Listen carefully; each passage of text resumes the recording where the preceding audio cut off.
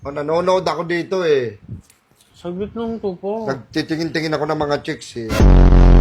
Meron akong crush. Eh!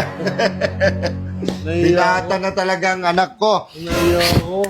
Hina, pasok mo daw. Ano ba? Ano papasok ko dyan? Pasok ng boto mo. Tsaka nagsisibak kami ng kahoy. Bago ko siya masibak. Pinikot ako niyan. Sabi nga ikaw doon ang pikot. Ay, siya. Kasi ako, papa mo, lintik din sa kagwapings. Parang si Richard, Eddie Gutierrez. Pag nanligaw ko sa isang babae, paramdam mo sa kanya na special siya. Sulatan mo siya, tapos ipadala mo sa kalapate.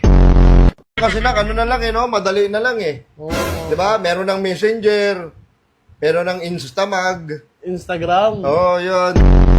Kita mo na gusto mo ang isang babae. Makita mo, mag-import ka, bilan mo siya ng mga sampagita.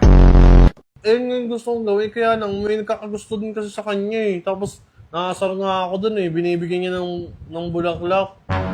Eh, bigyan mo rin. Bigyan mo ng isa yung lalaki. Pakan mo. Sabihin ko sa'yo pag may gusto ko, pag may crush ako. Mamaya, makuntis ka ng maaga. Nang bata-bata mo ba eh. Umayag ka sa akin eh. Basta daw, sabihin ko na lang daw sa'yo eh. Sabihin, nagdidesisyon kayo ng kailang? Ano ko dito sa bahay? Statwa?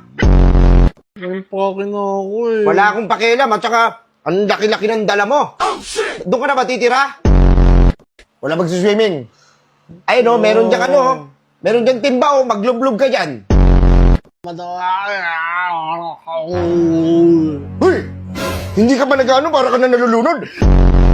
Baka hindi ka marunong lumangoy, mamaya malunod-lunod ka pa. Doon lang ako sa mababaw. Mababaw dyan sa CR. Gusto mo maligo? Ang laki-laki ng kanal dyan, maligo ka sa kanal.